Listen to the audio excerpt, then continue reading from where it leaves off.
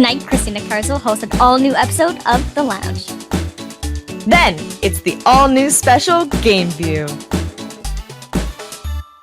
The following program may contain mature material some viewers may not find suitable. Viewer discretion is advised. It's The Lounge with Christina Carswell.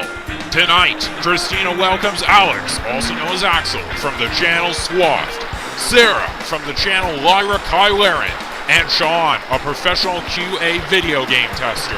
And now, here's your host, Christina Carswell. Welcome to The Lounge on TOONDISE. I picked a bad time to eat a mouthful of chips.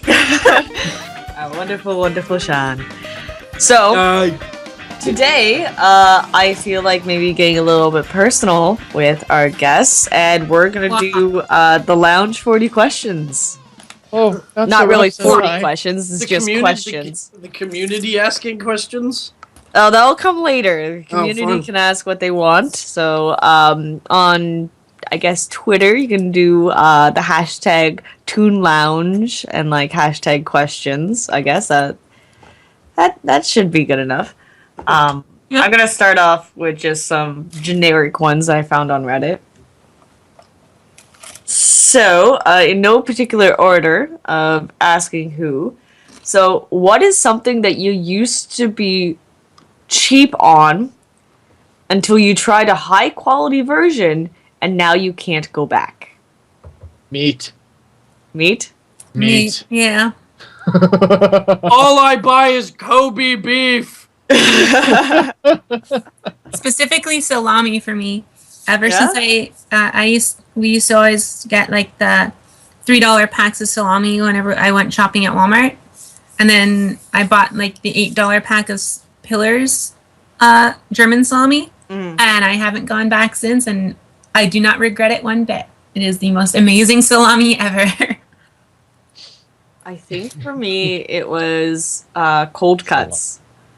Because I used to get like the really cheap like cold cut package that you'd get like at Giant Tiger or Walmart or whatever. Yeah, the vacuum sealed ones that they have around. Exactly. Yeah, and then I started getting cold cuts from the deli counter, like, you know, the really good stuff.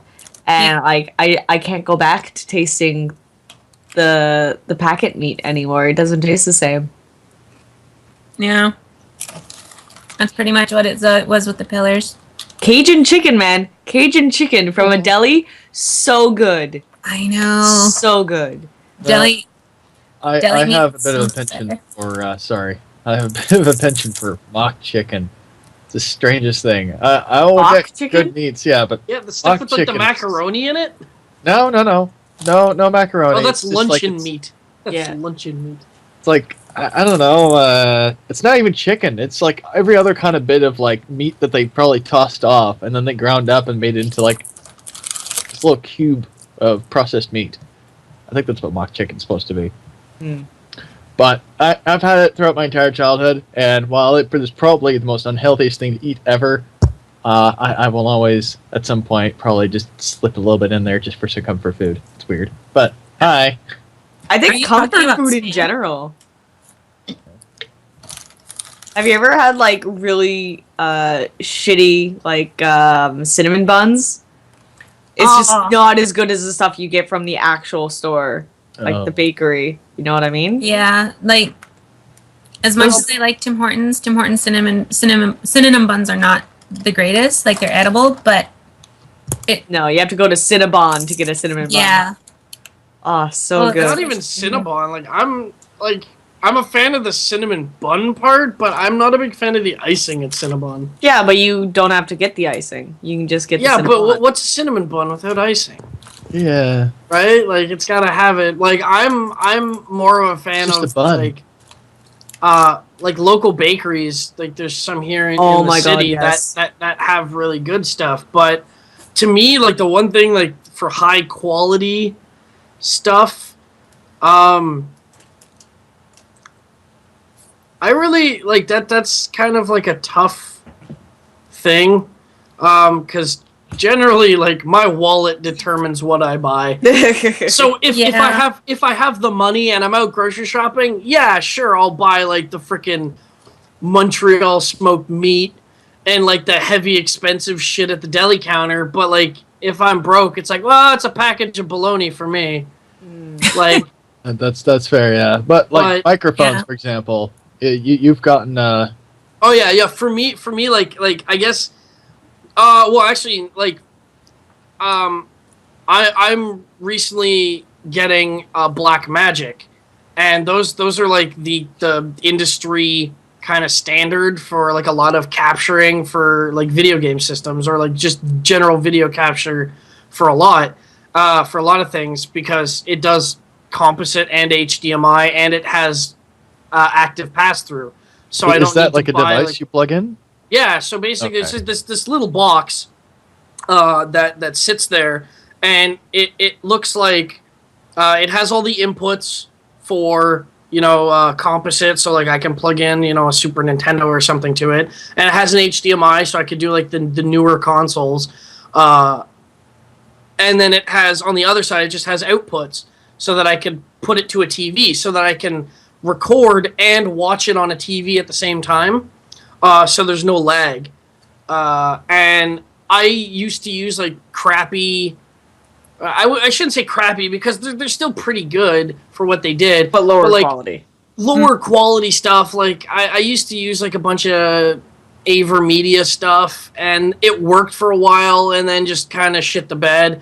And then I upgraded to like a Hauppauge, which was like, again, one of the higher brands or the more highly marketed ones. And I liked it, and I used mine into the ground. It was a friend of mine's, but we used it to into the ground, and recently it just died. So we decided we're just gonna make the executive decision to just buy a Black Magic, and just go from there. And ever since we got to try one, and the quality is just so much better. It's just seamless at encoding and seamless in recording, and I'm probably never going to go back to something cheap. It's the same with like a lot of my computer hardware I buy. I tend to go. I don't necessarily buy for absolute 100% bleeding edge pure performance. I buy more for reliability, and to me, that's more for quality. Is not necessarily the power that it outputs, but the reliability. That's fair. Because I used to have a crappy like OCZ solid state when they first came out, when OCZ was pretty much one of the only brands you could buy. It was like them, and I think Corsair, I think Kingston had a one too. Yeah. But I went gung-ho and I bought a Samsung 840 Pro, and I have not had any problems with it for the past, I don't know, like 3 or 4 years. I haven't had any issues with it, and it's performance-wise, it's on par, if not the best one you can buy. And for me, that will be forever, as long as Samsung keeps popping out solid states. If I need a new one, I'm just gonna keep buying that brand. I'm just gonna keep buying Samsungs. Samsung Sensei, Senpai, notice me, please. Send me free stuff. Send me free shit. But I'm the same way. I'm the same way with. I'm a big kind of peripheral person, and I know when it comes to gaming, a lot of people are like, "Oh, you got to buy Razer. Like Razer is the best." I buy SteelSeries actually. Same here, actually. I'm rocking 4 different SteelSeries things right now in front of me. And mainly my headset, my mouse, and my keyboard. I have the last keyboard of its type with an RTS side panel. Oh yeah, the SteelSeries put that one out. Yeah, I'm rocking the 7G. I just went full on like pure mechanical brick. I'm like, I don't need fancy lights or like G keys or some shit like that. Like I got fancy lights. I don't get that. Like I get the aesthetic appeal of it. I mean, the keyboard I had before I bought this one, I tried the Razer Black Widow and I didn't like it because I'm not a big fan of MX Cherry Blues. Okay. But that's just a personal preference. I don't like the clicky noise. I love clicky noises. Oh man, my keyboard clicks so loud. So like the new computer that I'm getting, I specifically got the clickiest keyboard I could find. I'm not a big fan of that. So like I searched around high and low for keyboards that had a specific key switch on them so that I didn't have to deal with that clicky noise. So not gold plating or bronze plating. No. It's it has nothing to do with that. It's actually the MX switches come in 4 different types. Okay. And that's blue, red, brown, and black. And the blues are the ones that everyone knows with the clickiness, aka the blues are everything that Razer uses in most of their keyboards except for the Black Widow Stealth. And the Black Widow Stealth, I think, used MX Blacks, which are all right. But we can save that for a whole different. Like I can talk about computer hardware forever. But yeah, we're gonna go on to a new question. But but just pure quality wise, like I used a bunch of Razer products and they broke or they stopped working within like 3 or 4 months, and I'm like this, and I don't abuse my shit. I take really good care of my stuff, and so like for me, just having a mouse just suddenly die was kind of like whoa, like I'm not overly clicking or anything. I'm not doing anything. And I switched over to SteelSeries, and I had a SteelSeries Sensei for like the longest. I bought it when it first came out, and then it recently died like a year ago. So it was, I forget the whole time frame. That's like a good 4-ish years. And one company that I'll probably get a lot of flack for this, but they make really good mid-range stuff, is Logitech.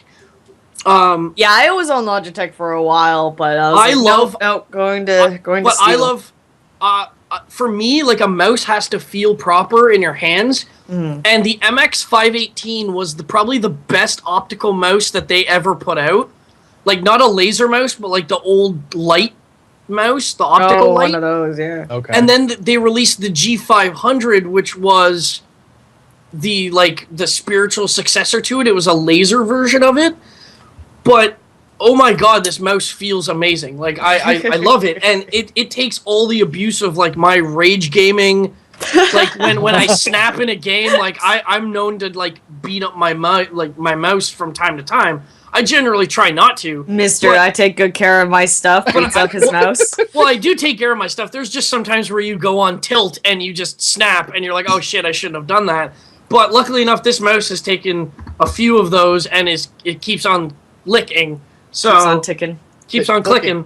Keeps on clicking. Keeps on clicking. So like for me, computer hardware is more like durability and quality. That's my mark of quality. I don't necessarily care about absolute 100% performance or like all these DPIs that are coming out, because frankly enough, you can just tweak mice settings to however you want. Well, I think like the most common thing that people like don't recognize that they have is like headphones.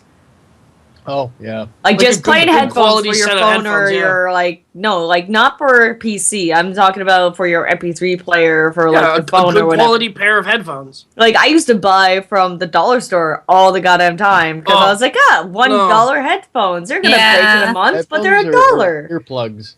Yeah. I hate dollar store earphones. Oh. But I didn't really care, and then I got a taste of really good like earbuds, and I haven't come back. Yeah, and I was the same way with headphones. Like I don't consider myself an audiophile to the extent of like I like high quality sounding audio, but I'm not like I spent $10,000 on a pair of speakers and I can't tell the difference between some guy who spent $100 on speakers. Yeah. So like those kind of people piss me off, but like I used to rock like the Apple earbuds. Apple makes pretty decent stuff when it comes to the sound. Like the Apple earbuds are all right. They foot the bill. They're not anything special, but the build quality was really good on them.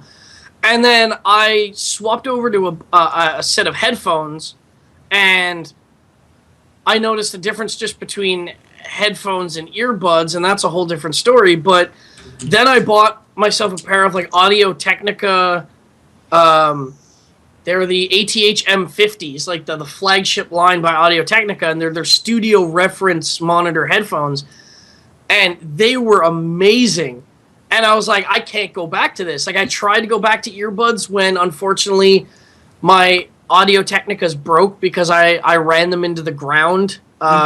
Because when it comes to audio, like, I'm the guy on the bus that's like, just, I crank my audio so I drown everyone else out. And yeah, so I'm the same. I kind of ran those headphones until one of the cups blew. So, I want to get another pair of those again and treat them a little better this time, but the audio quality was just absolutely superior, and I can't go back to like cheap earbuds anymore. Well, no, for me, I used to use the earbuds, and I found them to be very discomforting. It's always a pain to put them in. It was always annoying to try and keep them in. On top of that, it just felt like you had something stuck in your ear. One day, just for shits and giggles, I decided to wear my headphones instead when I rode on the bus. Thing is that for me, putting on headphones just like feels like I'm putting on a giant elephant on my head or something like that. And it's like, notice me. But yeah. I could not describe like how much more satisfying it was to have headphones on my ears as opposed to having something jammed in my ears. I also felt like I was just doing my eardrums a favor by doing that too. Yeah, I think you get a larger sound from headphones rather than earbuds, but I have glasses, so having headphones on is extremely uncomfortable. So I'm kind of forced to use earbuds. Yeah. Which is unfortunate because like if I use headphones, like I had a pair of Skull Candy headphones, but they kept on leaning too much on my frames, and that would just like pinch my head. And I was like, nope, not doing this. It hurts. That's one of the reasons why I moved to contacts, was so I could have proper headphones while gaming. Yeah. Suppose they don't have frames that actually integrate with headphones.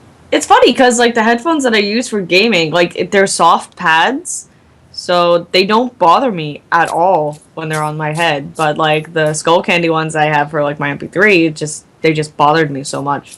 Mm-hmm. Okay.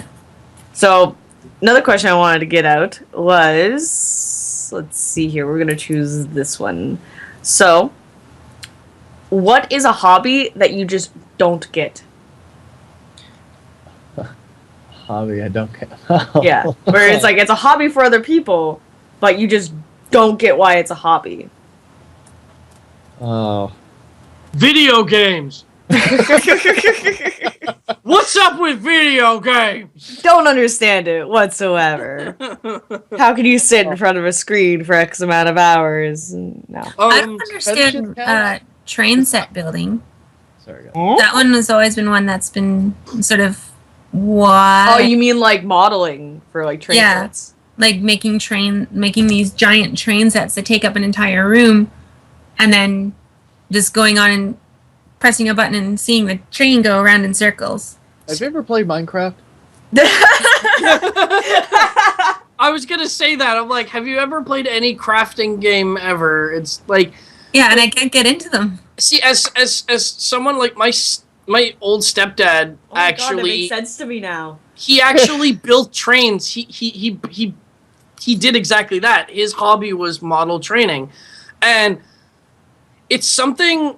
Like, I get the hobby because it's nice, it's peaceful, you get to build something, and then at the end, you get this nice, like, piece of essentially what is crafted art.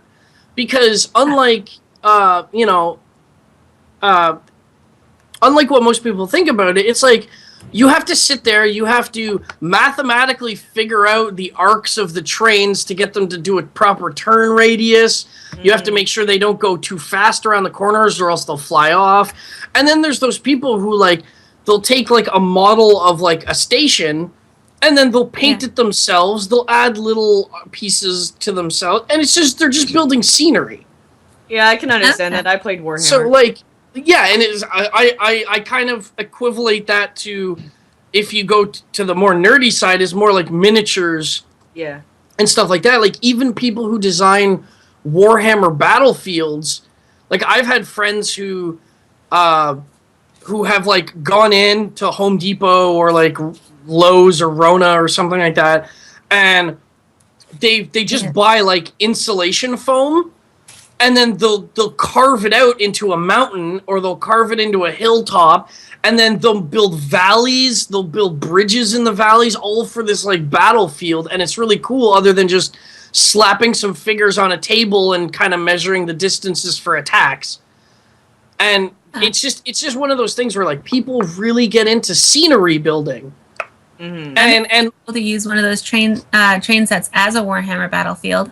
yeah, I know, like That'd be cool. Running train on your battlefield. That'd be kind Yeah. It's like, oh no, the train's coming. I gotta move my units, but it's not my turn. The Emperor's train is coming. The Emperor's train is coming. Yeah.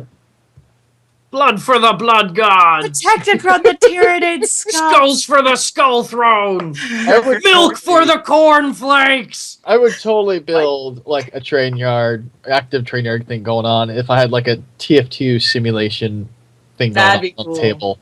It's like, oh, see that scout? Yeah, I'm gonna put him on the rail. There we go. He died by the train.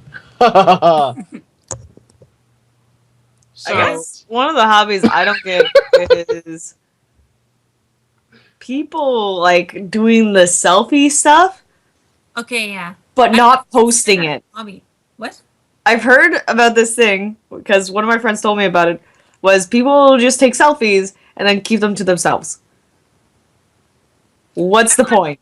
I don't Practice? understand selfies in the first place either, so yeah, that seems even more bizarre to me. But like, I understand selfies because you want to take a good picture of you and you want likes or whatever. It's like, okay, that's vain, but whatever. Yeah. But taking selfies of yourself and then keeping them to yourself, I don't see the point. Well, hold on. Practice. Are they also bragging about it to their friends? I don't know. I've never met someone who's done it. I've just heard about it. Okay, see, the thing is that if someone's doing it and they're just keeping it for themselves, chances are it's like they have a scrapbook going on and they're kind of just keeping like a personal life journal or progression of life as they're going along, right? Yes, I guess that makes sense. It's like- probably a lot better than a selfie, to be honest. like I know people like Snapchat, right? It's like Yeah. Snapchat's like once you look at it, it goes away unless you screenshot it. But you can post stuff to your story on Snapchat that nobody else can see. That's just like essentially what Alex said, and that's like it's like a scrapbook. Oh, Mm-mm. that So makes sense. you know, it's like yeah, you can have your issues with selfies as a whole, but like that specifically to me is more just like like a scrapbook or kind of like a memo, like a memoir thing. Memoir, yeah. So I just searched up weird hobbies, and this top 10 list came up, and the first one that came up was playing dead is apparently a hobby. Wait, what? Where, yeah, playing dead, like where people will play dead and take pictures of themselves as pretending to be a dead body. Is this really like a hobby, or is this Or a thing fetish. like no? Is this thing Is it like planking? Like planking, where people were just laying on things and taking pictures of themselves, or getting a friend to take a picture and going like, "Lol, I planked on this table in a cafeteria. Lol, I planked on a train.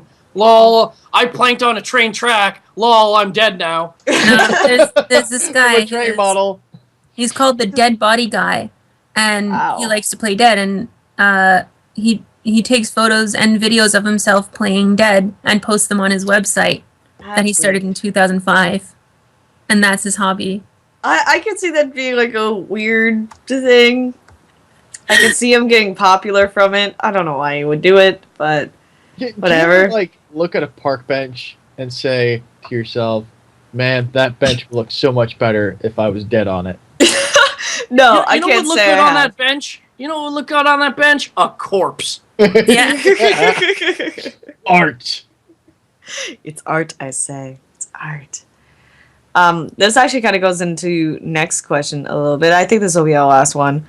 But what's that one thing that makes people gasp when you say you don't like it? Think about what you don't like and what people find shocking. Well, honestly, I mean, I my presence alone is enough to make people gasp. But I mean, That's fair enough. I'm trying to think. That's a really Kind hard. of a hard question. Well, it's kind of a hard because it depends on who you're talking to. Mm-hmm. Because if I'm definitely talking to someone like who's a Trekkie, and I'm like, I don't like Star Trek, and they're like, Yeah, that's like, fair. But that's because a lot of people. There's been some times, and I know there's been some times when I've told you something that I didn't like, Chi, and you sort of looked at me and was like, "What?" I don't remember what it was though. Normally, it's because people haven't seen a movie that is like a pulp phenomenon. Like when people say they're like, "Oh, I haven't seen like Pulp Fiction," it'd be like, "What? Why haven't you seen this?" kind of deal. Well, that's of which I still haven't actually seen, by the way. And that's you see it. Go see that movie. But like, I'm not like. The thing is, like, when it's something like a movie that, especially a movie that came out, 20 plus years ago, I'm not going to be like, you haven't seen that movie that may have come out before you were even born / old enough to realize the material in the movie. How dare you? It's like when people tell me they haven't seen The Godfather, and I go, I'm not one of those people who are like, what? You haven't seen The Godfather? I'm like, no. Go see The Godfather. It's a cinematic masterpiece. Except part 3. We don't talk about part 3. It's just like, it's the same as like people, like an old girlfriend I hadn't seen Lord of the Rings until we dated. And Really? Yeah, but that's just the thing is that that's something you can watch together. Well, yeah, and I got her into Lord of the Rings, and then she became obsessed with it. But it was like trying to introduce things to new people. I tend to find a lot of people like gasp, and they're like, "You haven't seen the thing that I've seen? Like, what are you, living under a rock?" It's like, no, maybe my tastes just don't like. I'm personally not a fan of. I'm really not a fan of Game of Thrones anymore. Anymore. I used to be a fan because I read the books, and now that George R.R. Martin has taken a goddamn fucking century and a half to write the next book, I've kind of lost interest in it, because even though the TV show is like, all right, well, we've caught up to the books, what are we going to do now? We're going to Naruto it. We're going to make our own storyline, but then what happens when George R.R. Martin puts out the book? Well, haven't they been doing that kind of... I know that they've been following the storyline, but they've been changing a lot of the stuff. Yeah, they've been changing things that they can't put on TV, even for HBO. Oh, okay. There's certain things, or there's certain plots that like don't make sense to the writers, but as a whole, the TV show stays pretty. I wouldn't say really close. I wouldn't say exact, but it's very faithful to the source material. Yeah. Okay. So it's just like I'm not saying I hate Game of Thrones now. I'm just not a fan of it anymore. I used to be a fan. Like, and that's the thing is like a lot of like, I personally, I get really into certain things, and then after a while, it just kind of goes like, I don't care about it anymore, because either they don't do anything different, or they don't do anything new, or just the whole community or the whole fandom just kind of gets boring. Like, when I tell people I haven't seen Doctor Who, I get that a lot. People freak out, and I clarify, like, I've seen Super Who-Lockians, yeah. I've seen like the 4th Doctor, and I saw whatever Doctor David Tennant was. I think he was that's like 11, 9 or 10. 10. 9 or 10. Yeah. And like even then, like I never saw the full seasons. I just saw episodes from those ones, and I'm like, yeah, I get it. I get why people are into this show. It's just not my bag. I'm in the same boat as you. One of my friends showed me a couple episodes of Tenant, and I was like, okay, this is pretty good, but not my cup of tea. Yeah, and then people are like, oh, well, you gotta watch this. You gotta watch, Christopher Eccleston, or you gotta watch, Matt Smith, or you gotta watch, like all the other Doctors, or like those seasons are boring. And then you like, I find once fandoms start really like having to be nitpicky about their own material, then you got to question, like, are you really a fan, or are you only a fan of that particular part of that season? Well, it's kind of rough with Doctor Who because they change actors every so often. Well, that's the whole plot, right? The Doctor dies, he gets regenerated as a new one. It's a brilliant plot device, might I add. It is a brilliant plot device, but that also separates your audience. It isn't a brilliant plot device, and here's why it isn't. Why? It's a cop-out.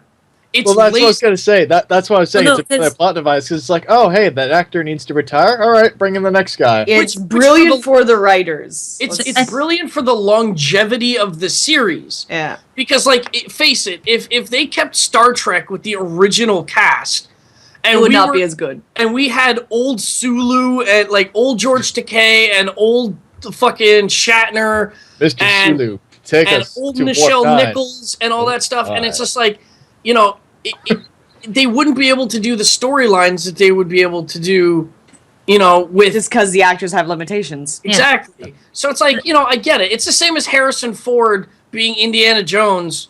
You know, it's just like, okay, I get it. He's getting old. He can't do the action. He's not, you know, as limber as he used to be. Then pass the torch to someone else, or stop making Indiana Jones movies.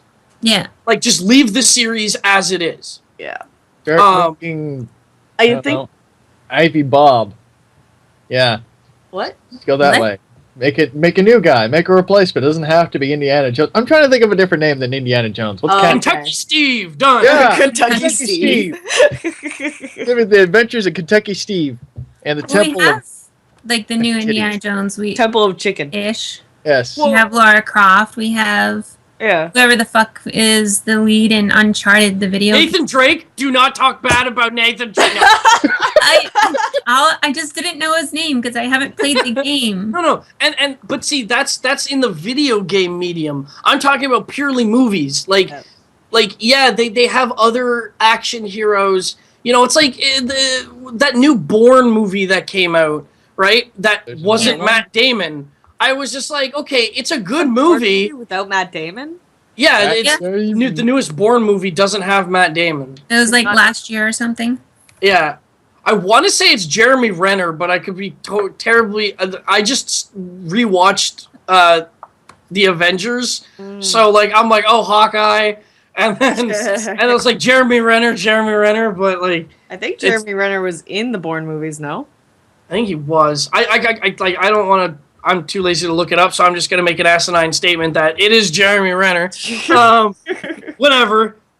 So he... you know, it's someone who isn't Matt Damon, and I was like, okay, you know, it feels it's a good movie. It doesn't have the exact feel as it does with like Damon Bourne, and I feel the same way about the Bond series. I'm a huge Bond fan, and like I love Sean Connery. I absolutely adore Pierce Brosnan as Bond. He was very suave. As polarizing as he is to the rest of the Bond fan base, like I was a big fan of Pierce Brosnan as Bond. Like I love Timothy Dalton's Bond.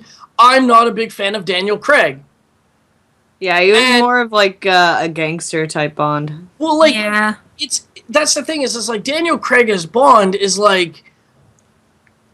The movies are good. I loved Casino Royale. I loved Skyfall. I haven't seen Spectre yet, but I'll probably getting around to seeing it. They're good. Too, actually. They're good action movies. They're really good action movies, but they don't feel Bond-esque to me because it's not just the fact that Daniel Craig doesn't look like all the previous Bonds, which was, you know, a suave kind of svelte-esque. You know, you compare Pierce Brosnan and Sean Connery together, and it's just, you know, short black hair, the black, you know, fucking tuxedo, like the snazzy suaveness that both of those guys just kind of oozed out when they played Bond. The gentlemanly aura. Daniel Craig is definitely a lot more of a dirtier, grittier Bond, and he is a grittier Bond, and I agree that they you know they wanted to take it in that direction, and. Oh, they wanted it to be more like the early books. Yeah. Is what I was told.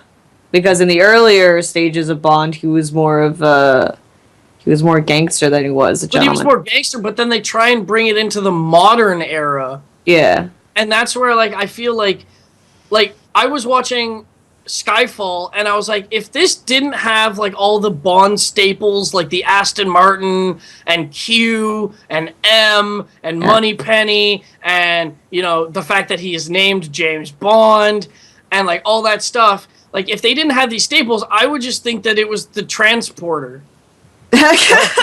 Insert any Jason Statham movie.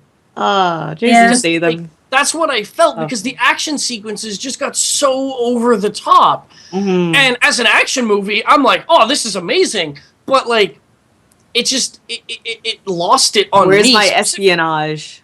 Yeah, where's all the cool gadgets and all that shit too? Yeah, and like a lot of those were missing as well. And that's where like I kind of like felt like it ended up turning into like and I say this as a big fan of Jason Statham movies, it turned into a Jason Statham movie. Pretty much. I really liked The Kingsman when it came out. It felt more like a Bond movie. I did not know that was a graphic novel. I did not know that either. I just found that out. Thank you for telling me. I guess that makes a lot of sense, actually. Yeah, now that it actually it's a comic book. Sorry, it's that basically the same pacing. Yeah. Oh, correction. It's a comic book named The Secret Service. Close enough. Okay. Yeah. So when this question was posed initially, there was and they abduct Mark Hamill. What? Yeah, I just want to take this back a moment. So we had a big brief pause. I'd like to point out that we should appreciate that pause because that means that when we all sit there and think about this question, we're looking back and going, I don't remember the last time one of my friends did that to me, which means that we all surround ourselves with great people who aren't that don't gasp at our tellings. Yeah. or we're just friends with non-judgmental assholes who realize that everyone can have a taste in something that isn't their own. Okay, I do have a story though, because back when I was in high school, I think way long ago, and one of my friends, we were playing Never Have I Ever, because that's when most people gasp at shit that you haven't done, right? Okay. And I'm gonna keep her name off. I'll just say D. So D says, "Never have I ever flown a kite." And everyone just like snapped their head around and looked at her and said, "What? You've never done what?" Because like everyone's flown a kite when they're a kid. Was I there in that one? No, you weren't there at that time. I've never flown a kite because I could never get it off the goddamn ground. Well, like she's never like put one together, never touched one, Did you nothing. try doing it on a windy Which is day? fine, whatever. Yeah. Like, But it was it's a just one of kite. those Does it things. make that big of a deal?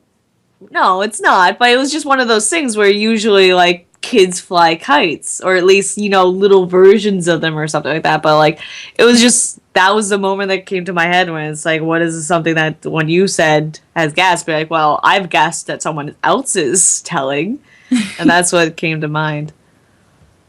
God, I miss playing that game. I lose. You lose? Now that booze is involved with that game, I lose quite fast. Oh, wait. Is Yeah. that really losing, or is that just winning? It's just winning in a different fashion. The only loser is your liver. I remember we used to also play a lot of Truth or Dare, but that just eventually devolved into, make out with this one, make out with this one, make out with this one, make out with this one. High school hormones. Yeah. So that's a good place to end this. So that's all the time that we have for today. So be sure to follow us on social media at TOONDISE on Facebook and with the hashtag ToonLounge on Twitter. And if you're a fan of TOONDISE, make sure to support us on Patreon at patreon.com/ToonDice. And on behalf of Axel, Sean, and Sarah, and myself, Christina Carswell, thank you for watching, and we'll see you next time right here on the lounge.